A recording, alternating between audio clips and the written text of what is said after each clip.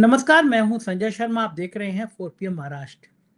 इतना बड़ा भ्रष्टाचार, दुनिया की सबसे भ्रष्ट पार्टी, मंदिर के निर्माण में चोरी, चढ़ावे में चोरी, भगवान के आभूषण में चोरी, कहाँ जाएंगे ये लोग?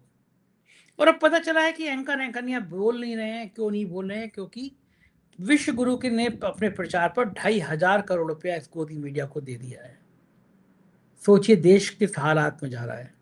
अभय दुबे जी से मैंने इन तमाम बिंदुओं पर बातचीत की है। रोचक बातचीत है, सुनिएगा, अच्छा लगेगा। 4 PM न्यूज नेटवर्क में बहुत बहुत स्वागत है अभय दुबे जी आपका। अब तो देश ही नहीं, पूरी दुनिया में भारतीय जनता पार्टी के लूट तंत्र के खिलाफ आवाजें उठ रही हैं। आज मैं विदेशी मीडिया में, विदेशी सोशल साइट देख रहा था, उसमें भी इस बात के लिए बड़ी हैरानी जताई जा रही है कि भारत में मंदिरों में लूट मची हुई है। मंदिरों के चढ़ावे में लूट मची है, मंदिरों के रुपयों में लूट मची है, मंदिरों के निर्माण में भ्रष्टाचार है। और इस बीच में मुझे एक सज्जन और मिले आज मुंबई में, उन्होंने गजब बात करी। मैं उनका नाम नहीं कोट कर सकता, बड़े भरोसे के संग बताई, वो बड़ी खराब बात बताई। उन्होंने कहा कि हम एक ऐसे एनजीओ से जुड़े हैं तो देश भर में ये काम करता है कि जिस इलाके में जो भगवान प्रसिद्ध है, अलग अलग परंपराएं हैं, कुछ किसी कुल देवता को मानते हैं, कोई किसी ईश्वर को मानते हैं, बोले वहां हम एक बड़े मंदिर का निर्माण करते हैं। इन्वेस्टमेंट आता है 10 करोड़ रुपया, मैक्सिमम बता रहा हूँ। और एक 10 करोड़ में भव्य मंदिर बन जाता है, वो कुल देवता वहां स्थापित हो जाते हैं। और बोले हमारा ट्रस्ट होता है, हमारे परिवार के ट्रस्ट होते हैं, हमारे एम्प्लॉय होते हैं, हमारे जानने वाले ट्रस्ट होते हैं। और 2 साल में वो 10 करोड़ रुपए हमारे 30-40 करोड़ में कन्वर्ट हो जाते हैं। इस तरह हम फिर दूसरे इलाके में मंदिर देखना शुरू कर देते हैं। मैं हैरान हो गया कि अब भगवान के नाम पे शोरूम खुल रहे हैं। मतलब 10 करोड़ रुपए लेकर मंदिर बनाया, आसपास के इलाकों में ब्रांडिंग करी, प्रचार किया, जैसे मूवी आती है कि हमारे भगवान जी प्रकट हो गए हैं। भोले भाले लोग अपने जेवर बेच रहे हैं, पैसा चढ़ा रहे हैं।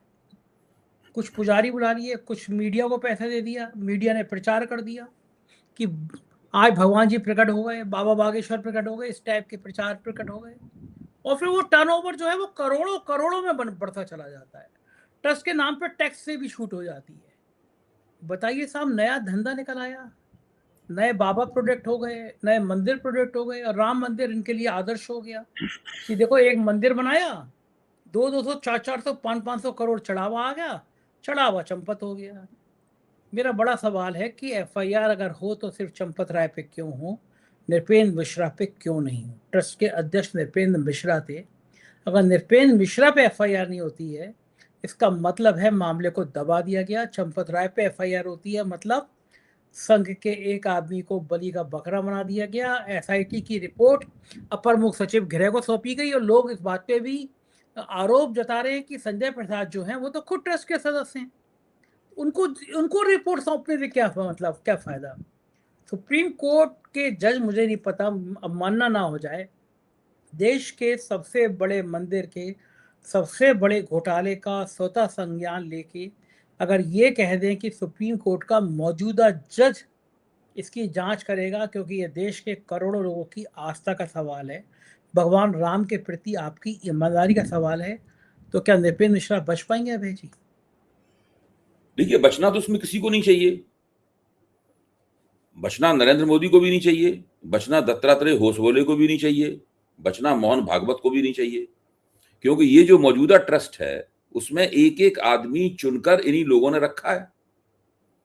आप सोचिए कि नरेंद्र मोदी की हैसियत इतनी कम है कि अगर उन्होंने चंपत राय के नाम पे आपत्ति की होती तो संघ उनको बदल नहीं देता, संघ उनको बदल देता। उनके पास बहुत से चंपत राय हैं। संघ तो बहुत बड़ा संगठन है। अगर भारत का प्रधानमंत्री कहता कि भाई इसको मत रखो, तो इनको नहीं रखा जाता। और अनिल मिश्रा या जो गोपाल राव हैं उनकी तो बात छोड़ ही दीजिए, चंपत राय तो शीर्ष पर हैं। और चंपत राय के बारे में तो जो यहाँ पे पश्चिमी उत्तर प्रदेश में डासना के पास एक जो मंदिर है, उनके जो महंत या जो भी पुजारी हैं, गुरु हैं, उन्होंने जो वीडियो वगैरह जारी किया है वो सब लोगों ने सुन रखा है। वो भी राष्ट्रीय स्वयंसेवक संघ में चंपत राय के साथ काम भी कर चुके हैं। तो उससे पता लग जाता है कि चंपत राय जी हैं क्या, दरअसल क्या चीज है चंपत राय जी। तो मैं कहना ये चाहता हूं कि देखिए, ये तो अपराधियों का संयुक्त परिवार है। ये मेरी लाइन नहीं है, ये हिंदी के महाकवि गजानन माधव मुक्तिबोध की लाइन है। उनकी एक कविता है अंधेरे में, लंबी कविता है, जो हिंदी साहित्य के इतिहास में बहुत मशहूर है। जिसने वो अंधेरे में कविता नहीं पढ़ी, वो समझ लीजिए उसने हिंदी साहित्य नहीं पढ़ा। तो उसमें वो रात में एक मार्च हो रहा है, मतलब जो है, जिसमें उस मार्च में जो बैंड बजाने वाले हैं, मार्च में जाने वाले हैं, तो उसको जब वो कवि देख रहा है ध्यान से, तो वो कहता है कि यहाँ पर वो इलाके का ये गुंडा भी है, ये भी शौदा है, ये सब इलाके के, ये सब लोग बड़े बड़े, मतलब इलाके के जो अपराधी किस्म के लोग हैं, वो सारे के सारे एक साथ मार्च कर रहे हैं रात में। जो तब वो कहता है कि ये अपराधियों का संयुक्त परिवार है। अगर मैंने बहुत दिन पहले पढ़ी थी, इसी से मिलती जुलती है। तो ये राष्ट्रीय स्वयंसेवक संघ, भारतीय जनता पार्टी, राम जन्मभूमि ट्रस्ट, कृष्ण जन्मभूमि स्थान, मोहन यादव का जमीन जायदाद का धंधा, ये सब लोग कोई एक दूसरे से अलग अलग इकाइयां नहीं है, ये सब लोग एक ही इकाई है। नृपेंद्र मिश्रा, योगी आदित्यनाथ, इनमें कुछ मतभेद हो सकते हैं आपस में, निजी स्वार्थों को लेकर या निजी प्राथमिकताओं को लेकर कुछ मतभेद हो सकते हैं, लेकिन ये लोग बुनियादी जो उनका उद्देश्य है उसके ऊपर ये एक मत है। इन लोगों का बुनियादी उद्देश्य ये है कि इस देश में धर्म के नाम पर जो भी प्रतिष्ठान है, कश्मीर से कन्याकुमारी तक, दक्षिण भारत में, उत्तर भारत में, पश्चिम भारत में, सब जगह जो एक ही जो जो जो हिंदू प्रतिष्ठान हैं, उन सारे प्रतिष्ठानों पर कब्जा कर लिया जाए और वहां पर मौजूद जो पारंपरिक ताकतें हैं जो उन संस्थानों का जैसे तैसे सही या गलत संचालन कर रही हैं, उन सबको हटाया जाए और ये सारे के सारे संस्थान जो है ना, ये राष्ट्रीय स्वयंसेवक संघ के तहत आ जाएं। राष्ट्रीय स्वयंसेवक संघ भारत में हिंदू धर्म का एकमात्र आर्बिट्रेटर, एकमात्र पंच बन जाए। ये है वो परियोजना जिसको ये लोग पूरा करने जा रहे हैं। फिर इस देश में किसी शंकराचार्य को इजाजत नहीं होगी कि किसी मंदिर की प्राण प्रतिष्ठा करें। क्यों? मंदिर की प्राण प्रतिष्ठा विष्णु भगवान के नए अवतार करेंगे जो लंबे अरसे से कर रहे हैं। राम मंदिर की प्राण प्रतिष्ठा किसने की? किसी धर्मगुरु ने की? किसी आध्यात्मिक व्यक्ति ने की? नहीं, भारत के प्रधानमंत्री ने प्राण प्रतिष्ठा की। संभल में जो कल की संस्थान, जो कल की वो खुला है, उसकी प्राण प्रतिष्ठा किसने की? नरेंद्र मोदी ने की। अबू धाबी में जाके मंदिर की प्राण प्रतिष्ठा किसने की? वो नरेंद्र मोदी ने की। इस समय इस देश के सबसे बड़े संत नरेंद्र मोदी हैं, सबसे बड़े महागुरु नरेंद्र मोदी हैं। सर्वाधिक आध्यात्मिक व्यक्ति कौन है? नरेंद्र मोदी हैं। और उनको ऐसा बनाने में बड़े पैमाने पर प्रचार हो रहा है, बड़े पैमाने पर 2000 करोड़ से ज्यादा रुपया खर्च हुआ है। एक तो ITR एक जो है वो उसमें निकल के आ गया है ना, तो ये तथ्य निकल कर आ गया है और ये सब लोग देख रहे हैं इसको होते हुए। ये सब लोग चाहते भी हैं कि भारत का जो शासक हो उसकी एक धार्मिक संतनुमा छवि बन जाए, आम लोग उसके अंदर आस्था, आम लोग केवल राजनीतिक पसंद नापसंद के आधार पर उसे वोट ना दें, बल्कि आस्था के आधार पर उसको वोट देने लगे। जैसी आस्था के आधार पर वोट देने लगेंगे वैसे ही चुनाव प्रचार उचार इन सब चीजों से बात ऊपर हो जाएगी। फिर संत आसाराम बापू और श्री श्री रविशंकर और इन सब लोगों में और नरेंद्र मोदी में कोई फर्क नहीं रहेगा। नरेंद्र मोदी इनसे भी ज्यादा शक्तिशाली हो जाएंगे क्योंकि वो देश की सत्ता के सर्वोच्च पद पर भी विराजमान है। तो ये एक लंबे अरसे से ये एक परियोजना चल रही है। उस परियोजना में बीच बीच में बाधाएं आती हैं, उस परियोजना में बीच बीच में बाधाएं आती हैं। जैसे कि 2024 में बहुमत चला गया, ये उसमें एक बाधा आई। अब राम मंदिर में भ्रष्टाचार का भंडाफोड़ हो गया, ये एक बाधा आ गई उसके अंदर। कृष्ण जन्मभूमि से में किसी ने खून से लिखा खत लिख दिया, ये एक उसके अंदर एक छोटी सी मामूली सी बाधा है। ये सारी बाधाएं आती रहती हैं और लेकिन ये लोग अपने प्रोजेक्ट को पूरा करने की डगर पर लगातार चलते रहते हैं और अभी भी चल रहे हैं। सारा प्रपंच इसीलिए किया जा रहा है कि ताकि वो जो प्रोजेक्ट है इसकी डगर पे ये लोग चल रहे हैं वो बीच में भंग ना हो जाए। और ये बीच में एक छोटा सा ब्लिप आया है, मतलब थोड़ी सी जो बाधा आई है, इस बाधा को किस तरह कुशलता पूर्वक दूर किया जाए। इन बाधाओं से उनकी थोड़ी चलने की गति धीमी हो जाती है लेकिन चलना जारी रहता है। ये महंगाई की गति की सम्मान है। महंगाई लगातार बढ़ती रहती है, भले ही उसकी रेट ऑफ इन्फ्लेशन कम हो जाए, तो इनका रेट ऑफ एडवांस कम हो जाता है महंगाई की तरह। अभी जी कितना दुख होता होगा। मैं तो ग्रामीण परिवेश के कुछ लोगों की भावनाएं समझता हूँ। मुझे लगता है कि शहरी लोगों से ज़्यादा ग्रामीण लोग भावुक होते हैं भगवान के मामले में भी। मतलब छोटे छोटे लोग हैं, लेकिन कोई 50 रुपए, कोई 40 रुपए भगवान को आस्था समझ के चढ़ा के आ रहा है, और उसको पता चल रहा है कि ये तो साहब चंदा चोर निकले। तो दिल कितना टूटता होगा कि सारे साहब इस इन्होंने तो वक्त ठेकों में इस भी कर वक्त इस दिया। वक्त भाजपा और संघ के भीतर इसी बात की चिंता हो रही होगी जो आप कह रहे हैं, कि इससे जो लोगों की भावनाएं आहत हुई हैं, उसकी वजह से जो राजनीतिक नुकसान का अंदेशा है, उसका आकलन कैसे किया जाए, फिर उसके ऊपर मिट्टी कैसे डाली जाए, उसको कैसे कैसे उसको उस बात को पटरी से उतार के कोई दूसरी बात उसकी जगह स्थापित की जाए, कोई दूसरी बात कह के उस बात को दबाया कैसे जाए, उससे ज्यादा महत्वपूर्ण कुछ अन्य बातों को बना दिया जाए, उसके लिए क्या तरीका अपनाया जाए। अब जैसे कि एक एंकर हैं, वो बड़े स्पष्ट अंदाज में बोलती हैं कि ट्रस्ट में जितने भी लोग हैं, चंपत राय, अनिल मिश्रा और गोपाल राव, ये सब विश्व हिंदू परिषद और राष्ट्रीय स्वयंसेवक संघ के लोग हैं। अच्छा, इतना कह के वो एक तरह से ये कहती हुई नजर आती हैं कि भाई इन लोगों की जिम्मेदारी है कि इस मसले को निपटाएं।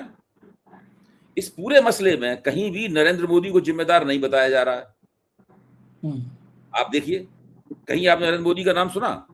नरेंद्र मोदी वो होली काऊ हैं, वो पवित्र गाय हैं जिनको किसी मसले पर जिम्मेदार नहीं बताया जाता। नरेंद्र मोदी को हर जिम्मेदारी से परे रखा जाता है, क्योंकि वो जानते हैं कि नरेंद्र मोदी पे अगर जिम्मेदारी चिपकेगी तो सब कुछ धराशायी हो जाएगा। इस लिहाज से नरेंद्र मोदी राष्ट्रीय स्वयंसेवक संघ के सरसंघचालक वगैरह से भी ज्यादा महत्वपूर्ण व्यक्ति हो गए हैं। नरेंद्र मोदी इतने महत्वपूर्ण व्यक्ति हैं कि इसमें संघ के बड़े बड़े पदाधिकारियों पर जिम्मेदारी अगर कभी जरूरत पड़ी तो डाली जा सकती है। नरेंद्र मोदी पे इसलिए डाली जा सकती है, नरेंद्र मोदी पे जिम्मेदारी डालने का मतलब होगा उस व्यक्ति से जिसकी वजह से सत्ता प्राप्त होती है, ये सत्ता प्राप्त करने का केंद्र मर्म बन गया है, या एक तरह का मुहावरा बन गया है सत्ता का, वो पूरा मामला, पूरा शिराजा ढह जाएगा। अगर सत्ता की रक्षा करनी है तो नरेंद्र मोदी की रक्षा करो। ये बिल्कुल उस तरह है, शतरंज की आप चाल खेलते हैं, उसमें किंग यानी जो बादशाह होता है वो तो खड़ा रहता है एक जगह, बिल्कुल वो तो बहुत कम चलता है। सब लोग उसकी रक्षा करते हुए धीरे धीरे करके अपने प्राण देते जाते हैं। वही हाल हो रहा है बादशाह की सब लोग। अब देखिए, ठीक है, इस मसले के ऊपर खूब टीवी चर्चाएं हो रही हैं, प्रोग्राम हो रहे हैं, उनको अपनी टीआरपी भी मिल रही है, हम लोग भी बना रहे हैं तो हमारे भी वीडियो चल रहे हैं, ऐसी बात नहीं है। जितने चलने चाहिए उतने नहीं चल रहे, लेकिन चल रहे हैं फिर भी, ऐसी बात भी नहीं कि ना चल रहे हो। तो ऐसी स्थिति में नरेंद्र मोदी की किस तरह रक्षा की जा रही है, ये एक देखने वाली बात है। जबकि जो राम मंदिर है, राम मंदिर की प्राण प्रतिष्ठा किसने की? नरेंद्र मोदी ने की। नंबर 1 पे वो खड़े हुए थे, नंबर 2 पे मोहन भागवत थे, उनके पीछे योगी आदित्यनाथ खड़े हुए थे। तो ये सब जो देखिए, ये सब बहुत सोच समझ के सारा कुछ हो रहा है। वो देखिए मोदी जी को तो योगी आदित्यनाथ वक्तव्य क्या देते हैं, जरा वक्तव्य भी सुनिए उनका। यही तो कहते हैं कि भाई आपने इतने साल तक राम मंदिर बनने की प्रतीक्षा की, 10 दिन और इंतजार कर लीजिए, एसआईटी बना दी गई है, दूध का दूध और पानी का पानी हो जाएगा। अच्छा, बिना एफआईआर दर्ज किए हुए एसआईटी ने जांच की। अब एसआईटी ने अपनी प्रारंभिक रिपोर्ट भी जो 20, 25, 50 पेज की है वो उन्होंने सौंप दी है उन्होंने। अब सब लोग कयास लगा रहे हैं उस प्रारंभिक रिपोर्ट में क्या है। ये निकल के आ रहा है, एक जगह ये भी आया है कि इसमें चंपत राय सब लोगों को अपराधी माना गया है, इनके खिलाफ एफआईआर दर्ज करने की सिफारिश की गई है, लेकिन कुछ नहीं हो रहा है, कतई कुछ नहीं हो रहा है। अब एसआईटी दोबारा फिर लौट रही है वहां पर, शायद वो आगे की और जांच करेगी। एसआईटी ने मांग की है कि हमें और जांच करने का मौका दिया जाए। इसका मतलब है और लंबे समय तक जांच चलती रहेगी, जितनी जांच लंबी चलेगी। अच्छा, लगातार जांच चलती रहेगी, लेकिन जो मंदिर का कामकाज जो है उन्हीं लोगों के हाथ में रहेगा जिनके खिलाफ जांच हो रही है। ये आपने कई नियम देखा? यानी जिनके खिलाफ जांच चल रही है उनको अलग नहीं किया जा रहा है अधिकार से। उनको जिम्मेदारी की पदों से अलग नहीं किया जा रहा है। सब कुछ वो मंदिर का पूरा प्रशासन भी संभाल रहे हैं, उनके खिलाफ जांच भी चल रही है, शक की सुई भी उनकी तरफ है, लेकिन फिर भी कुछ नहीं हो रहा है। इस तरह की जांच कभी जीवन में आपने देखी? और एक व्यक्ति उसका कोई दोष नहीं है कहीं नरेंद्र मोदी का। मैंने तो एक जगह ये भी सुना है कि देश में जीडीपी के जो आंकड़े हैं वो आंकड़े झूठे हैं, वो आंकड़े जो है ना वो खोखले आंकड़े हैं। नरेंद्र मोदी का कोई जिम्मेदारी नहीं है, आंकड़े बनाने वालों की जिम्मेदारी है। बिल्कुल ठीक बात है, आंकड़े गलत बनाए जा रहे हैं तो मोदी जी क्या करें। दूसरी बात आप कह रहे हैं कि मोदी जी की तरफ कोई देख नहीं रहा, आप देख लीजिए ना, कोई नहीं पूछ रहा कि राफेल के सौदे में दिवालिया कंपनी अनिल अंबानी को क्यों शामिल किया गया। अनिल अंबानी को ईडी बार बार बुला रही है, बंदा कह रहा है मैं नहीं आता, करो क्या करोगे, मेरा घंटा। वजह से मैं अभी बम्बई में पवार साहब के यहाँ शादी थी, आराम से अमिताभ बच्चन के संग भाई अनिल अंबानी घूम रहा था। बड़े आदमी के लिए ईडी कुछ नहीं है, बड़े आदमी के। तो ये सब खेल होता क्या है, कैसे अंबानी जैसे लोग बच जाते हैं अनिल अंबानी के लिए। देखिए ये शासकों के बीच में होने वाला खेल है। देखिए हर देश में एक रूलिंग क्लास होता है, हर देश में एक रूलिंग क्लास होता है। पहले क्या होता था, बीजेपी के नरेंद्र मोदी की सत्ता में आने से पहले क्या होता था कि रूलिंग क्लास में विपक्ष भी शामिल होता था। विपक्ष के साथ भी वही व्यवहार किया जाता था जो शासकों के साथ व्यवहार किया जाता है। आपको ध्यान है जब सिकंदर ने पोरस को हरा दिया और जब पोरस को हथकड़ी बेड़ी में लगा के उसके सामने पेश किया गया तो सिकंदर ने उससे पूछा तुम्हारे साथ क्या सलूक किया जाए, तो पोरस का क्या जवाब था? वो तो जो एक राजा के साथ करता है। तो सिकंदर ने उसकी हथकड़ी बेड़ी छोड़वा दी, सम्मान के साथ उसके साथ पेश आया। तो देश में जो रूलिंग क्लास था, रूलिंग क्लास में विपक्ष भी होता था और वो भी होता था। आपको याद है ना वो घटना जब अटल बिहारी वाजपेयी के दामाद की तरफ शक की सुई बढ़ी, पत्रकारों ने उनके खिलाफ कवर स्टोरी निकाल दी। तो अटल बिहारी वाजपेयी ने की तरफ से संदेश भिजवाया गया सोनिया गांधी को कि आप ये संसद में सवाल ना उठाइए, हम अपने दामाद को जो है वो विदेश भेज देंगे, वो नहीं आएगा लौट के। तो सोनिया जी उनसे मिलने गई अटल जी से और उन्होंने कहा कि वो आपका दामाद भी नहीं, मेरा भी दामाद है, मतलब आप ये सब चिंता मत कीजिए। क्योंकि वो पूरा का पूरा एक शासक वर्ग है। वो सब लोग जानते हैं कि आज हम सत्ता में, कल ये सत्ता में आएंगे, आज हम इनका मान रख रहे हैं, कल ये हमारा मान रखेंगे। इसीलिए विपक्ष के नेता की बात सबसे ज्यादा मानी जाती थी। जब मुलायम सिंह यादव मुख्यमंत्री थे उत्तर प्रदेश के, तो सबसे ज्यादा वो नारायण दत्त तिवारी की बात मानते थे। उनका कहा हुआ काम सबसे पहले हो जाता था, बाकी किसी काम हो या ना हो। और सब लोग इस बात, और ये बात खुलकर थी, मतलब ऐसा नहीं है कि कोई बात छिपके होती हो। एक तरह से तिवारी जी उनके सलाहकार थे, मुख्य सलाहकार थे। मुलायम सिंह जी को कोई बात पसंद समझ में जानना चाहते थे तो तिवारी बहुत तजुर्बेकार आदमी थे, वो बता देते थे कि ऐसे ऐसे होगा। ये इस तरह से चलने वाली दुनिया थी। अब वो दुनिया खत्म हो चुकी है। मैं ये कह रहा हूं कि वो अच्छे दिन चले गए हैं जो जिसमें शासक वर्ग, जिसमें सत्ताधारी पार्टी और विपक्षी पार्टी दोनों मिलकर बारी बारी से सत्ता का उपभोग करते थे। भाई ये वही देश है जहां पर 2.5 साल के लिए मुख्यमंत्री बनने की प्रथा भी चली। कांग्रेस में तो चल रही है, कर्नाटक में तो अभी भी चल रही है। अभी सिद्धरमैया हटे हैं, उनकी जगह डीके शिव कुमार आए हैं, क्योंकि एक अलिखित समझौता था उनके बीच में। लेकिन ये अच्छे दिन जा चुके हैं, अब नहीं होते अच्छे दिन। ये बात सब खत्म हो चुकी है। हाँ, तो दुश्मनी है। अब विपक्ष को रूलिंग क्लास से बाहर निकाल दिया गया, दुश्मन की तरह देखते हैं, निकाल दिया गया बाहर। दुश्मन क्या, खत्म कर देंगे धीरे धीरे, ठीक बात है, प्रभावी बना देंगे। और दूसरा अभय जी एक बड़ा महत्वपूर्ण बात मेरे जहन में आ रही है और बड़ा खराब, और ये कारनामा कर रहे हैं नरेंद्र मोदी। एक दूसरी बात मेरे बड़े जहन में आ रही है, दिन भर मैं सोचता रहा, जिस देश की 80 करोड़ की आबादी को 2 वक्त की रोजी रोटी नहीं मिल पाती, अनाज दिया जाता है, मध्यम वर्ग की कमर टूट गई है, महंगाई इतनी बढ़ रही है कि वो बच्चों को पढ़ाए, अस्पताल की फीस देखे, उसे समझ नहीं आ रहा। ऐसे में खबर आती है आरटीआई में कि मोदी जी के, विश्व गुरु जी के प्रचार पर 2,500 करोड़ से ज्यादा खर्च किए गए। अब मुझे समझ में आता है कि अंजना ओम कश्यप जी की पीड़ा की वो क्यों साहब विश्वगुरु का पक्ष लेती हैं, रूपका लियाकत की पीड़ा, सुधीर चौधरी की पीड़ा, क्योंकि जब 2,500 करोड़ का बंटवारा होता है तो ये सारे चैनल को मिलता ही मिलता है। उत्तराखंड में एक हारे हुए विधायक को मुख्यमंत्री बनाने का परिणाम ये हुआ कि जिस राज्य में पलायन सबसे ज्यादा, जिस राज्य में गरीबी बहुत ज्यादा, वहां से 1,000 करोड़ रुपए मीडिया को बांट दिए। विश्व गुरु की ने अपनी ब्रांडिंग में 2,500 करोड़ खर्च कर दिए, 2,500 करोड़।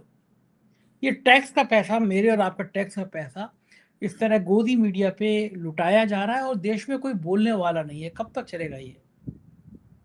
कब तक चलेगा? लगातार चलेगा, आगे भी चलता रहेगा, पहले से चल रहा है, लगातार चलता रहेगा, क्योंकि देश में ये मान लिया गया है कि राजनीति में सत्ता में बने रहने के यही तौर तरीके हैं। भाई सत्ता में बने रहने के लिए आपको मीडिया को कैप्चर करना पड़ेगा, तो मीडिया कैप्चर करने के लिए बहुत बहुत फायदा है नरेंद्र मोदी को मीडिया कैप्चर करने से। आप क्या बात कर रहे हैं? अगर कांग्रेस के जमाने में राम मंदिर जैसी घटना हुई होती तो मीडिया ने कांग्रेसियों की खाल खींच दी होती, इधर उधर कांग्रेसी मुंह छिपाए हुए भाग रहे होते इधर उधर। अगर नीट के पर्चे इस तरीके से लीक होते, अगर यूपीएससी का सॉरी वो माध्यमिक शिक्षा का ये सब इम्तिहान का घोटाला इस तरीके से होता, तो धर्मेंद्र प्रधान शिक्षा मंत्री की जरूरत होती कि वो कहते हैं कि ये सब ये लोग देश को बांटने वाले लोग हैं जो हमारे इस्तीफे की मांग कर रहे हैं। ये हिम्मत होती किसी की? आप देखिए धर्मेंद्र प्रधान के निर्लज्ज चेहरे को बैठे हुए कह रहे हैं ये सब देश को बांटने वाले लोग हैं। सब ऐसे ही चल रहा है और कोई धर्मेंद्र प्रधान से ये नहीं कह रहा है कि शट अप, हमारी हिम्मत कैसे हुई ये कहने की? अपने गिरबान में झांक के देखो, पहले इस्तीफा लेके आओ, उसके बाद बात करो। इस वक्त देश के हर टीवी चैनल को, हर अखबार को चीख चीख के धर्मेंद्र प्रधान से इस्तीफा मांगना चाहिए था। ये केवल कांग्रेस जनता पार्टी या कोई विपक्षी नेताओं का काम नहीं है, ये मीडिया का भी काम है। कोई नहीं मांग रहा, कोई नहीं पूछ रहा, कांग्रेस पार्टी के नौजवान बैठ रहे हैं, उन पे और उन्होंने देख लिया कि हमसे कोई आम लोगों में कोई इस्तीफा नहीं मांग रहा है, इसीलिए वो अपने उद्धत होकर कह रहे हैं कि हमारी इस्तीफा मांगने वाले देश तोड़ने वाले लोग हैं। इनको लोकतंत्र पर जनता ने इनको रिजेक्ट कर दिया है। तो हर चीज की कसौटी ये है कि हमें 35-36% वोट मिल गए हैं, इसलिए हमें जो चाहे मन में आए करने दो। हाँ, लेकिन 65% उनके खिलाफ भी वोट है, ये भी दिमाग में। उससे क्या मतलब है? सत्ता में तो वो आ गए 35-36% वोटों से। सत्ता में आ गए, बात सही है। क्योंकि हमें 35-36% वोट मिल गए हैं, 31 से लेकर 37% की बीच भाजपा को आज तक वोट मिले हैं।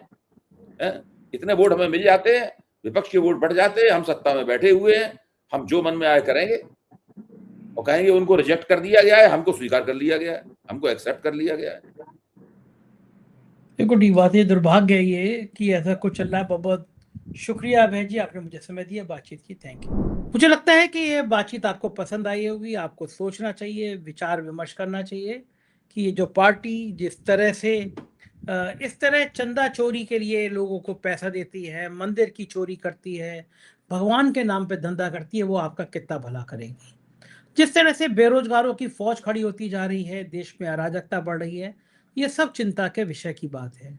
मुझको यकीन है कि अभय दुबे जी से ये बातचीत आपको पसंद आई होगी। चैनल को सब्सक्राइब करना और ज्वाइन करना ना भूलें। शुक्रिया, थैंक यू।